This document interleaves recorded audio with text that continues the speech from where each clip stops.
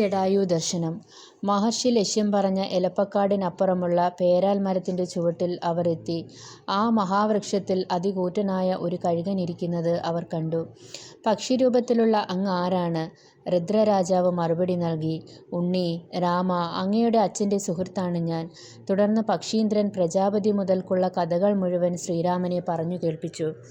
തലമുറകൾ ഏറെയുള്ള വിനിതയുടെ പുത്രന്മാരായി ഗരുഡനും അരുണനും പിറന്നു. അരുണനാണ് ജടായുവിൻ്റെ പിതാവ്. അഗ്രജൻ സമ്പാതി ജടായു ഇനിമേലിൽ ആ പ്രദേശത്ത് തന്നെ വസിക്കും. ഘോരവനത്തിൽ ശ്രീരാമലക്ഷ്മണന്മാരുടെ അസാന്നിധ്യത്തിൽ സീതാദേവിയുടെ രക്ഷകനായിരിക്കും. താതസഖാവെന്ന നിലയിൽ ശ്രീരാമചന്ദ്രൻ ജടായുവിനെ ഗാഢാലിംഗനം ചെയ്തു. അമേയ ബലശാലിയായ ജടായുവിൻ്റെ സംരക്ഷണം സീതയ്ക്ക് മാത്രമല്ല ലക്ഷ്മണനും ഉണ്ടാകണം. രാക്ഷസ സമൂഹത്തെ ചാമ്പലാക്കാനുള്ള അഗ്നി എന്ന പോലെ പക്ഷീന്ദ്രനും ഒന്നിച്ചു രഘുവീരൻ പഞ്ചവടിയിൽ പ്രവേശിച്ചു. ശൂർപ്പണഖ വൃത്താന്തം. പഞ്ചവടി പ്രദേശം കണ്ണറയെ കണ്ട രാമൻ ലക്ഷ്മണനോട് നിർദ്ദേശിച്ചു. സീതയ്ക്ക് ആനന്ദമായി കഴിയാനുള്ളിടത്താകണം പർണശാല നിർമ്മിക്കേണ്ടത്. ദർഭ, ചമത, പൂവ്, വെള്ളം എന്നിവ സുലഭമായ സമീപത്ത് തന്നെയുള്ള രമ്യവനത്തിലാകണം ആശ്രമം. ലക്ഷ്മണൻ പർണശാല നിർമ്മിക്കാൻ തുടങ്ങി. വൻ തൂണുകൾ, മൺചുമർ, മുളകൊണ്ട് കഴുക്കോൽ, കാട്ടുവൃക്ഷക്കൊമ്പുകൾ പാകി നാരുകൊണ്ട് കെട്ടിയ മേൽപ്പുര, പച്ചിലമേഞ്ഞ പുര. പെട്ടെന്ന് തന്നെ പർണശാല ഉയർന്നു. രാമച്ചപ്പൂവുകളും കായ്കളും കൊണ്ട് പുഷ്പബലി നടത്തി. ശാന്തസുന്ദരമായ പർണശാല അതിവേഗത്തിൽ കെട്ടിയുണ്ടാക്കിയ അനുജനെ പ്രശംസിച്ചുകൊണ്ട് ഗാഢം പുണർന്നു ശ്രീരാമൻ. അവർ പർണശാലയിലേക്കുള്ളിലേക്കു കടന്നു.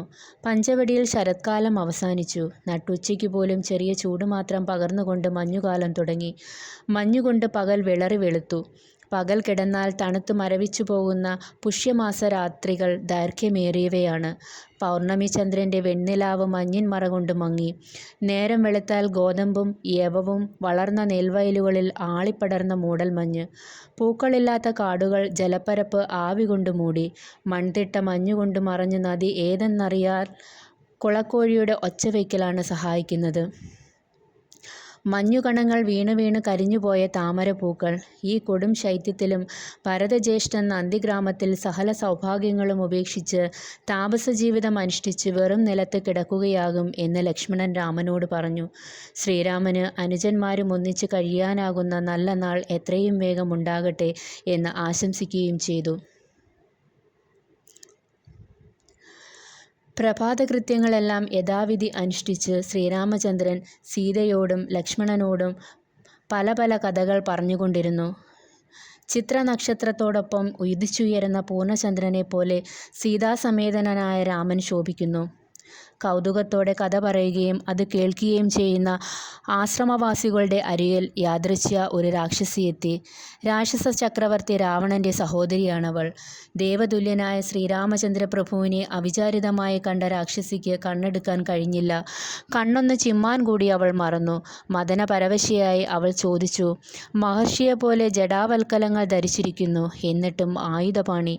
രാക്ഷസന്മാർ പാർക്കുന്ന ഈ വനത്തിലേക്ക് സുന്ദരിയായ പത്നിയുമൊത്ത് എന്ത് കാരണത്തിലാണ് എത്തിയിരിക്കുന്നത്?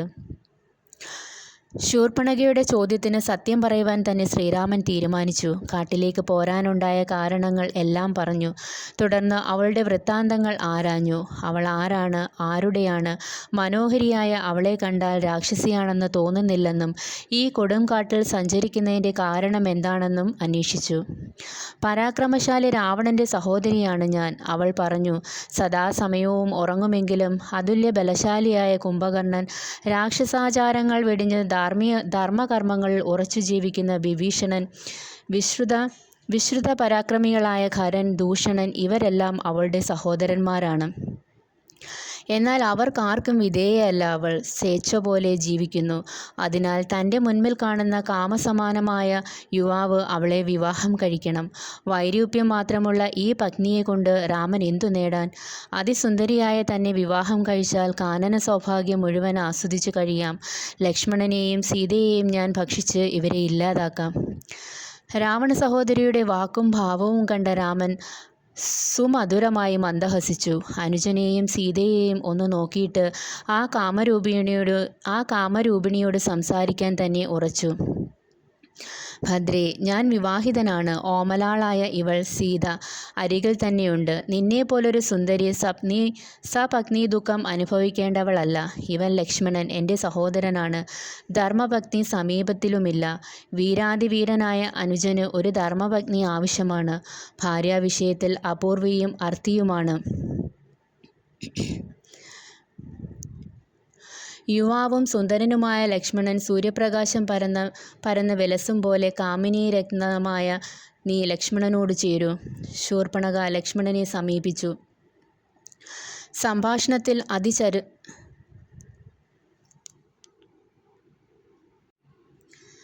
സംഭാഷണത്തിൽ അതിചതുരനായ ലക്ഷ്മണൻ രാക്ഷസിയുടെ വാക്കുകേട്ട് ചിരിച്ചുകൊണ്ട് പറഞ്ഞു, അയ്യോ, വെറുമൊരു ദാസനാണ് ഞാൻ. ദാസന്റെ ഭാര്യയെന്നാൽ ദാസി. സുന്ദരി, നീ ദാസിയായിരിക്കേണ്ടവളല്ല. ഐശ്വര്യവാനാണ് ജ്യേഷ്ഠൻ. ജ്യേഷ്ഠന് ദ്വിതീയ ഭാര്യയാകുവാൻ നീ യോജിച്ചവളാണ്. മഹാവിരൂപിയും ലോല വയറുമുള്ളവളുമായ വൃദ്ധയെ ഉപേക്ഷിച്ച് ജ്യേഷ്ഠൻ ദിവ്യ സൗന്ദര്യമുള്ള നിന്നെ സ്വീകരിക്കും. ലക്ഷ്മണൻ വിനോദപൂർണമായി പറഞ്ഞ വാക്കുകളുടെ അർത്ഥം ശൂർപ്പണഖയ്ക്ക് മനസ്സിലാക്കാനാവില്ല. ആ രാക്ഷസി ശ്രീരാമനെ സമീപിച്ചു. വിരൂപയും വൃദ്ധയുമായ ഇവളെ ഞാൻ ഇപ്പോൾ തന്നെ കൊന്നു തിന്നുന്നതാണ്.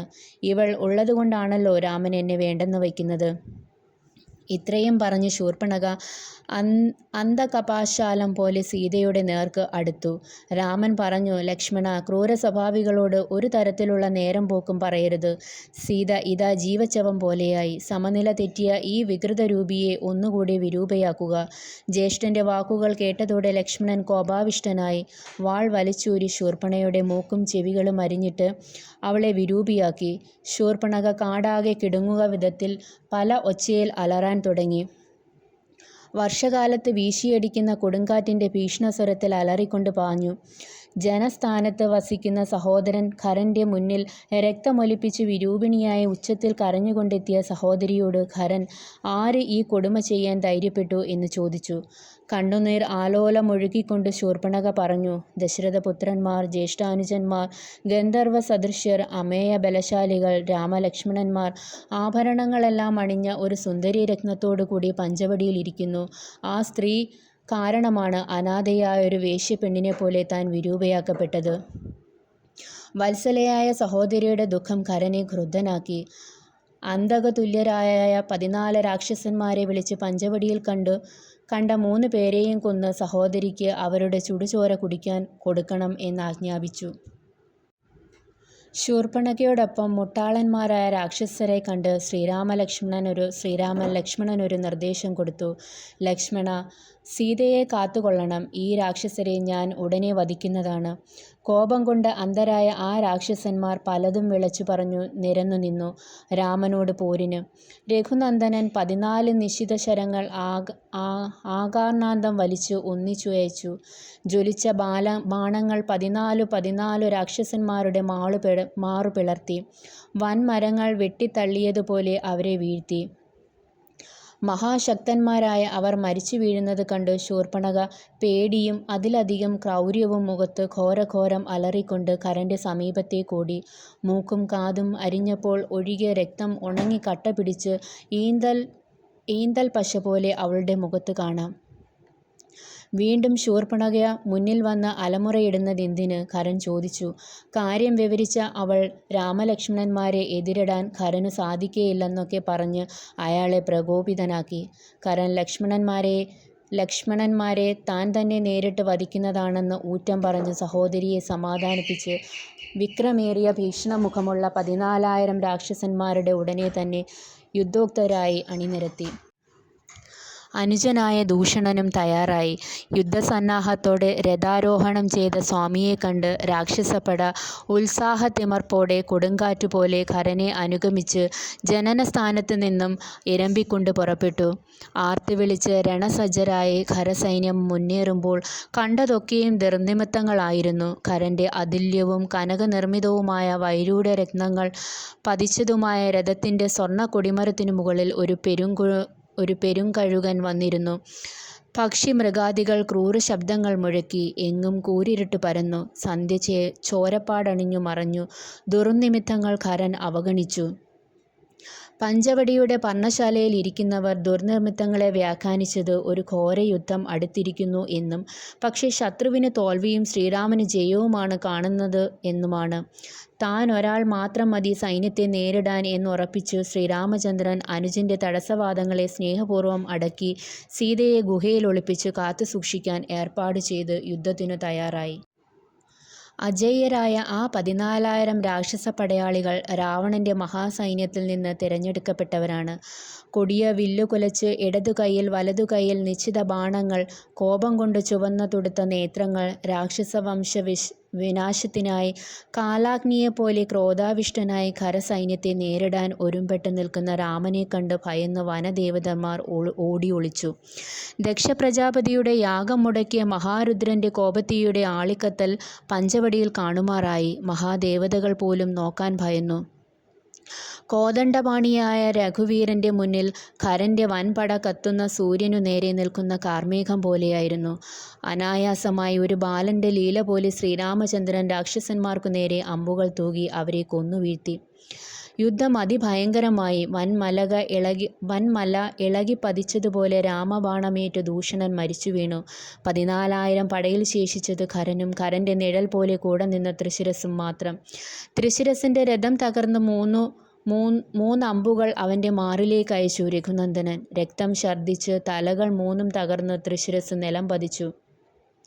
ഖരൻ വെല്ലുവിളികളും ഭീഷണികളുമായി ശ്രീരാമനെ നേരിട്ടു. ഖരന്റെ പുറപ്പാട് കണ്ട് രാമൻ കടക്കണ്ണൊന്നുകൂടി ചുവന്നു. ഇനിയും ഇവനെ വധിക്കാൻ താമസമെന്തെന്ന് ചിന്തിച്ചു കോദണ്ഡധാരി. 1000 അസ്ത്രങ്ങൾ ഒന്നിച്ച് ദിവ്യചാപത്തിൽ നിന്നും വിക്ഷേപിച്ച് ഖരന്റെ ശരീരത്താകെ മുറപ്പെടുത്തി. മദയാനെപ്പോലെ അവൻ രാമചന്ദ്രന്റെ നേർക്ക് പാഞ്ഞെത്തി. 2-3 അടി പിന്നാക്കം മാറിയ രാമൻ അമോഘമായ ഘോരാസ്ത്രത്തെ ഖരന്റെ മാറിലേക്ക് അയച്ചു. ശ്വേതാരണ്യത്തിൽ വച്ച് മഹാരുദ്രൻ അന്തകനെ എന്ന പോലെ, ദേവേന്ദ്രൻ വൃതാസുരനെ എന്ന പോലെ അഗ്നിജാലികൾ വമിച്ചുകൊണ്ടിരിക്കുന്ന രാമബാണം ഖരനെ നിഗ്രഹിച്ചു. ആനന്ദാതിരേകത്താൽ രാജർഷിമാരും ദേവർഷിമാരും ശ്രീരാമദേവന്റെ ചുറ്റിലും വന്ന് വന്ദിച്ച് സ്തുതിഗീതങ്ങൾ മുഴക്കി. ദുർഗമമായ ഗിരിഹാരത്വത്തിൽ നിന്ന് ലക്ഷ്മണൻ സീതയോടൊത്ത് ജ്യേഷ്ഠ സമീപത്തേക്ക് എത്തിച്ചേർന്നു. ദുഷ്ടനിഗ്രഹം ചെയ്ത് സജ്ജനങ്ങൾക്ക് സൗഖ്യമേകിയ ആത്മനാഥനെ മൈഥിലി സ്വാഭാഭിമാനം ഗാഢാലിംഗനം ചെയ്തു. ഘോരയുദ്ധത്തിലും ക്ഷീണമേശാത്ത നാഥന്റെ ദേഹം വീണ്ടും വീണ്ടും ആലിംഗനം ചെയ്തു. ഖരദൂഷണ തൃശിരസ്സുകൾ 14,000 പടയോടുകൂടി അന്തകലോകത്തെത്തിയത് കണ്ട അകമ്പകൻ എന്ന അസുരൻ ലങ്കാരാജ്യത്ത് ചെന്ന് രാവണനോട് കാര്യങ്ങൾ അറിയിച്ചു. അജേയനാണ് രാമനെന്നും നേരിട്ടുള്ള യുദ്ധത്തിൽ രാമനെ തോൽപ്പിക്കാൻ എളുപ്പമല്ല എന്നും അറിയിച്ചു. രാമനെ തോൽപ്പിക്കാൻ ഉപായം സീതയെ തട്ടിക്കൊണ്ടു പോകുക എന്നതാണെന്നും ധരിപ്പിച്ചു. രാവണൻ കോപാന്തനായി. ലക്ഷ്മണനിൽ നിന്നും വൈരൂപ്യം സംഭവിച്ച സോദരി ശൂർപ്പണഖ ആ സമയത്ത് തന്നെ അലമുറയിട്ട് കരഞ്ഞ് രാവണന്റെ മുന്നിലെത്തി. രാജസദസ്സിൽ അസുരപ്രമുഖന്മാരുമൊത്ത് അമിത തേജസ്വിയായ രാവണൻ ദേവേന്ദ്രനെപ്പോലെ ഇരിക്കുന്നത് ശൂർപ്പണഖ കണ്ടു. സൂര്യപ്രഭയാളുന്ന സ്വർണസിംഹാസനത്തിൽ നെയ്യൊഴിച്ച അഗ്നിയെപ്പോലെ തേജസ് പ്രസരിപ്പിക്കുന്നു രാവണൻ. ദേവഗന്ധർവ മഹർഷീശ്വരന്മാർക്ക് കൂടി അജേയനായി ഏത് യുദ്ധരംഗത്തിലും അതിശൂരനായി വാ പിളർന്നിരിക്കുന്ന അന്തകനെപ്പോലെ കാണപ്പെട്ടു. ഭോഗവതിപുരിയിൽ നിർഭയം കടന്നു ചെന്ന് രാക്ഷസന്റെ പത്നിയെ തട്ടിയെടുത്ത് നാഗരാജാവായ വാസുകിയെ പരാജയപ്പെടുത്തി കുബേരനെ ജയിച്ച് പുഷ്പക വിമാനം സ്വന്തമാക്കി.